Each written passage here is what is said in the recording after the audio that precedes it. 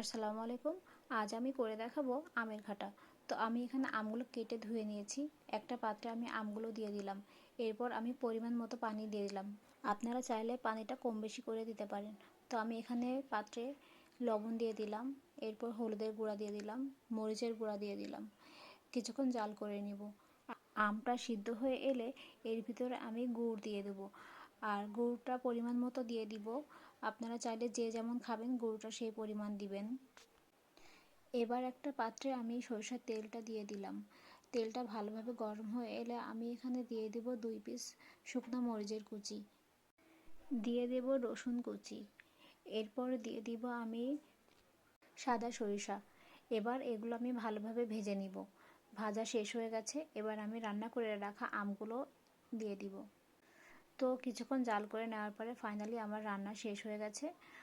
আপনারা চাইলে আমার রেসিপিটা ফলো করতে পারেন। আর ভালো লাগলে লাইক কমেন্ট শেয়ার করে দিবেন। আর যারা যারা রান্নাটা পারেন না, আমার ভিডিওটা দেখে আপনারা রেসিপিটা তৈরি করে ফেলতে পারেন।